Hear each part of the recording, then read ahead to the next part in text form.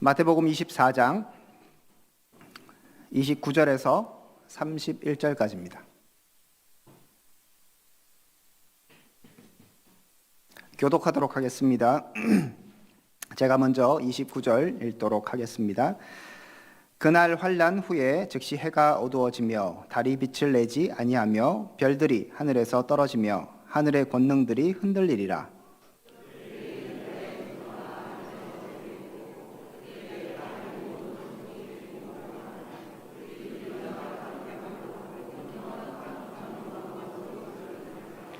같이 읽겠습니다. 그가 큰 나팔 소리와 함께 천사들을 보내리니 그들이 그의 택하신 자들을 하늘 이 끝에서 저 끝까지 사방에서 모으리라. 아멘. 오늘도 하나님의 말씀을 통하여서 날씨는 춥지만 우리의 마음이 뜨거워지고 하나님 앞에 열정적으로 하나님을 섬기고 예배할 수 있는 귀한 하루 될 수 있기를 주님의 이름으로 축복드립니다. 오늘 말씀은 마태복음 24장 앞에 있는 부분들의 요약판이라고 볼 수 있습니다. 이렇게 말씀드리면 마태복음 24장 앞에 있는 부분 1절부터 28절까지 내용이 뭔지를 아셔야 되겠죠. 그거를 다 설명드리려니까 또 설교가 길어지겠죠.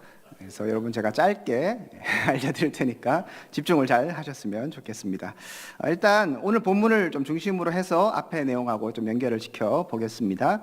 29절에 이렇게 되어 있습니다. 그날 환난 후에라고 되어 있는데 이제 그날 환난 후라고 얘기하죠. 이 환난은 마지막 때에 환난이 있게 될 것이고 그때 엄청난 환난, 굉장한 환난이 있기 때문에 예수님께서 다 도망가라. 멸망에 가증한 것이 거룩한 것이 선 것을 보거든 너희는 다 도망가라고 말씀하셨습니다.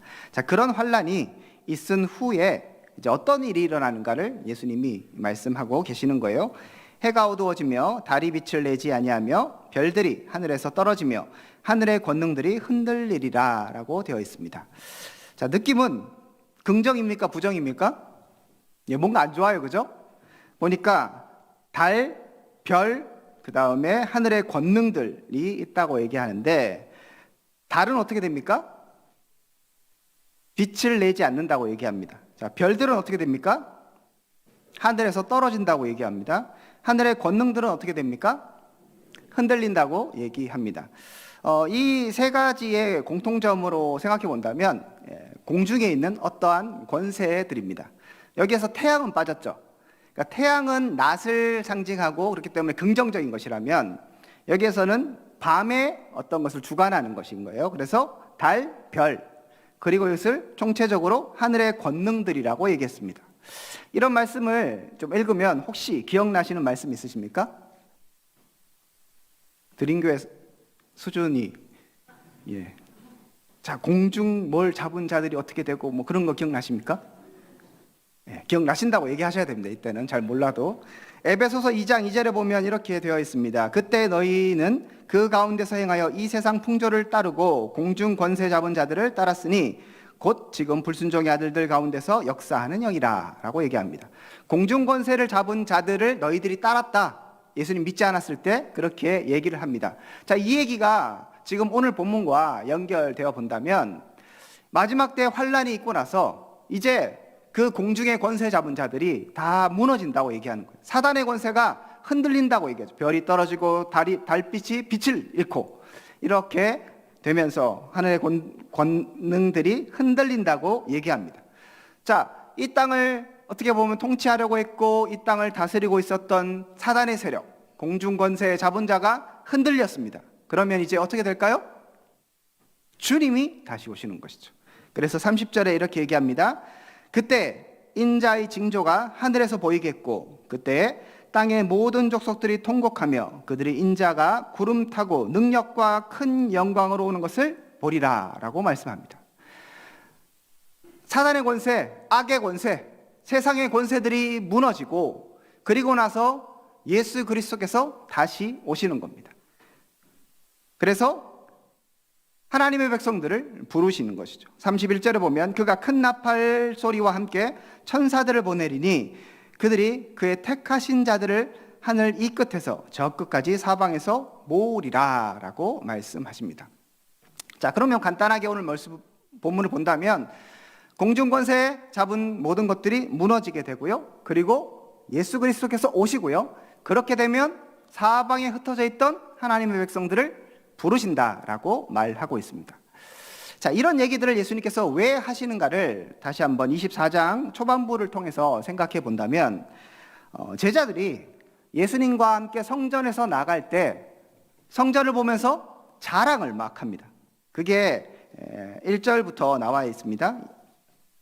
아마 24장 여러분 한번 보시면 24장 1절에 이렇게 되어 있습니다. 예수께서 성전에서 나가서 가실 때 제자들이 성전 건물들을 가르쳐 보이려고 나아오니라고 되어 있습니다. 제자들이 성전 건물을 가르치고 있죠. 자, 이 얘기는 뭐냐면 성전이 너무 아름다운 거예요. 헤롯 성전이 그 당시에 굉장히 화려하게 지었습니다. 솔로몬 성전보다도 더 화려한 성전이어서 그 당시 사람들에게는 이 헤롯 성전이 엄청난 자랑거리였습니다. 그래서 예수님하고 성전에 나가면서 저 성전을 가르치면서 예수님 이 성전 좀 보십시오.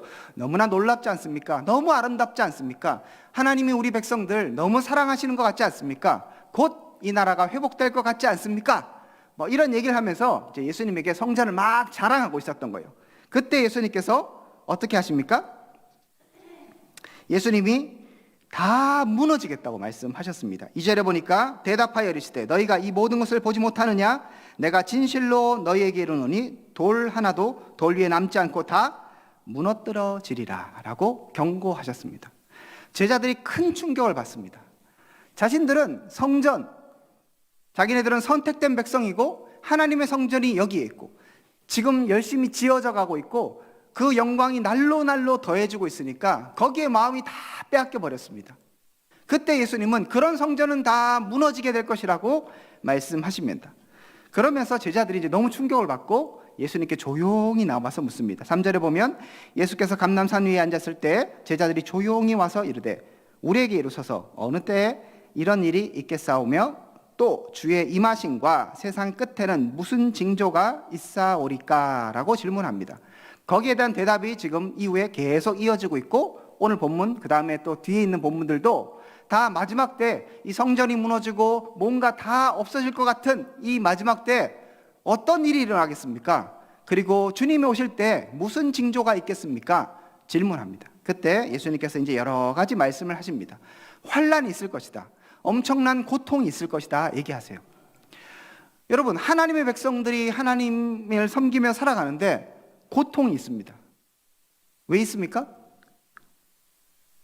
우리의 죄로 말미암기도 하지만 때로는 내가 크게 문제가 없는데도 불구하고 어려운 시대를 살아갈 때가 있어요. 힘든 상황들에 놓일 때가 있습니다.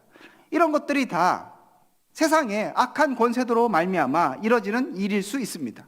그런데 오늘 예수님께서 본문 가운데 그런 하늘의 권능들이 흔들리고 달이 빛을 잃고 별들이 다 떨어지는 세상의 권능들은 다 무너질 것이라고 예수님께서 말씀하고 계신 것이죠.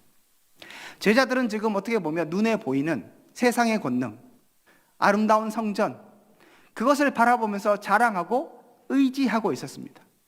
이 성전이 더 높아지고 이 성전과 함께 우리 이스라엘 백성들의 영광은 더 높아지고 커질 것이라고 기대하며 그렇게 성전을 자랑하고 있었습니다.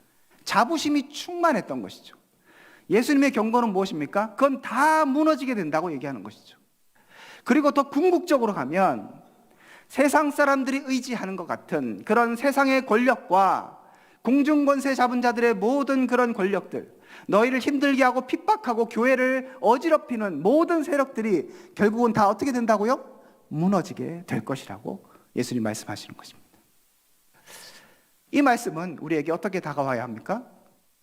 우리의 관심이 지금 어디에 있는가 다시 한번 집중해야 하는 것이죠. 헛된 눈에 보이는 성전을 바라보는 것이 아니라 진짜 성전이신 예수 그리스도를 바라봐야 하는 것이죠. 그냥 눈에 보이게 좋아 보이고 이것이 나를 성공시킬 것 같고 나에게 평안과 안식을 줄 것 같은 세상의 그 부질없는 것들에 대해서 눈을 떼어서 진정 견고히 끝까지 온전히 서는 복음과 예수 그리스도를 바라봐야 하는 것입니다. 그래서 주님께서 오늘 얘기하시는 것이죠. 그렇게 해서 세상 권능들은 다 떨어지게 되겠지만, 다 무너지게 되겠지만, 그때에 인자가 올 것이다. 인자가 올 때 어떻게 옵니까? 불쌍하게 옵니까? 처음에 예수님께서 이 땅에 오실 때는 겸손의 왕으로 말구 위에서 그렇게 태어나셨지만, 그렇지만 주님이 다시 오실 때는 영광 중에 구름 타고 오신다고 성경은 얘기하고 있습니다. 심판의 주로 이 땅을 통치하시는 정말 왕의 왕으로서 이 땅에 다시 오신다고 성경은 이야기하고 있습니다. 지금 당장의 눈에 보이지 않는 하나님의 권능인 것 같지만, 결국 믿음의 눈으로 바라보고 믿음의 눈으로 인내하고 오늘을 살아갈 때 우리는 결국 다시 오시는, 영광 중에 다시 오시는 주님을 만나게 될 것입니다. 그 주님 기대하시기를 축복드립니다. 지금 우리의 삶의 여러 가지 현장들과 모습 가운데 어려움이 있습니까? 예, 그런 것 가운데 힘들어 하실 수 있습니다. 하지만 그때 무엇을 바라봐야 합니까? 그냥 눈에 보이는 어떤 것, 손에 잡히는 어떤 것을 바라보시겠습니까? 아니면 믿음의 눈을 들어 다시 오실 영광의 그리스도를 바라보시겠습니까? 이 영광의 그리스도를 바라보지 않는 자들이 결국 어떻게 되었습니까? 오늘 본문에 보니까 주님께서 오실 때 땅의 모든 족속들이 어떻게 한다고요? 30절에 보니까 통곡한다고 얘기합니다. 왜 통곡할까요? 그들은 예수 그리스도를 기대하지 않았기 때문입니다. 땅의 권세를 기대했고요. 제자들로 치자면 그냥 눈에 보이는 성전을 기대한 거예요. 눈에 보이는 화려한 것을 기대하고 그냥 뭔가 든든해질 것 같은 어떤 다른 것들을 보면서 이 땅의 것을 바라보고 이 땅의 것을 찾고 땅의 것을 생각하고 있었죠. 주님은 말씀하십니다. 네 보화를 어디에 쌓아두라고요? 땅이 아니라 하늘에 쌓아두라고 얘기하잖아요. 주님의 큰 영광 중에 구름 타고 능력 중에 오실 때 어떤 사람들은 통곡하게 될 것입니다. 우리에게는 그것이 기쁨의 소식일 수 있지만 어떤 사람에게는 그것이 슬픔의 소식인 거예요. 심판이 임하기 때문입니다. 자신들이 기대했던 것이 모두 다 무너지는 것을 보기 때문입니다. 여러분 어떤 것을 기대하며 무엇을 소망하며 살아가시겠습니까? 결국 무너져 버릴 것, 결국 나를 행복하지 못하게 할 것, 결국 아무것도 아닌 것을 바라보며 오늘도 삶을 낭비하시겠습니까? 아니면 지금 당장은 조금 힘들지 모르겠지만 믿음으로 영광 중에 오실 주님을 기대하며 그분을 의지하며 살아가시겠습니까? 여러분은 후자의 삶을 선택하시기를 주님의 이름으로 축복드립니다. 정말 그렇게 하시겠습니까? 예. 주님이 영광 중에 오실 때 어떻게 하십니까? 31절에 보니까 그가 큰 나팔 소리와 함께 천사들을 보내리니, 보내서 뭘 하시는가 하면 그들이 그의 택한 자들을 하늘 이 끝에서 저 끝까지 사방에서 모으리라고 말씀하십니다. 이 앞에 보면 큰 환난이 있다고 얘기해요.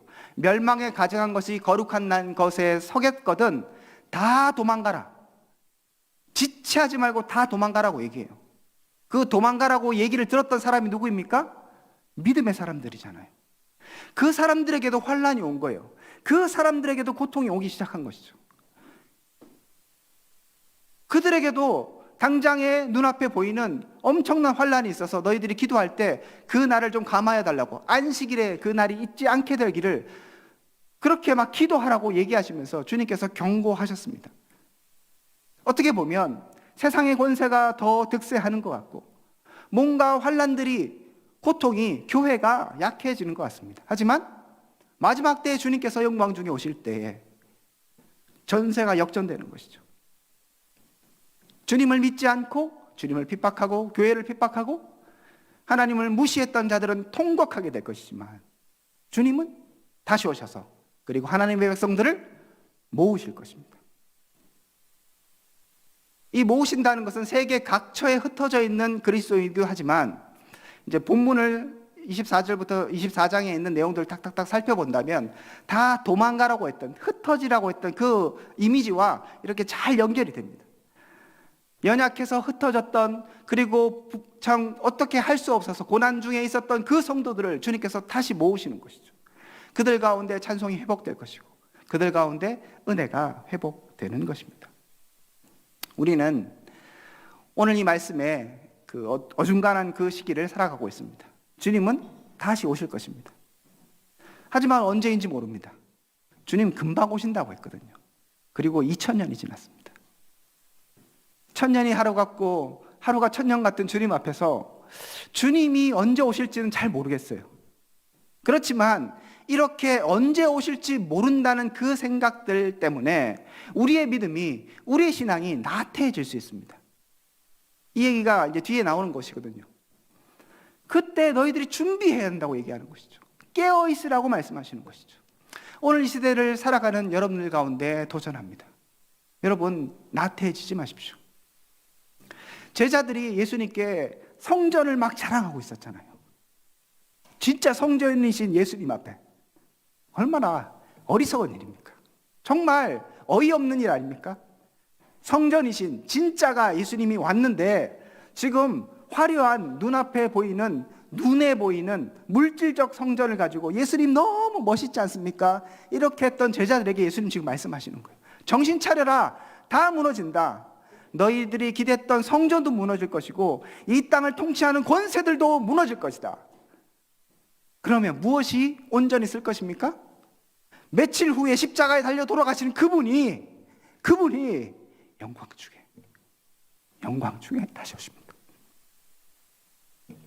우리가 나약하다고 생각했고 십자가가 뭔가 무너지고 아무것이 아니라고 생각했던 그 상황 가운데 조금만 더 지나면 주님이 영광 중에 다시 오셔서 진리를 보여주시는 것입니다.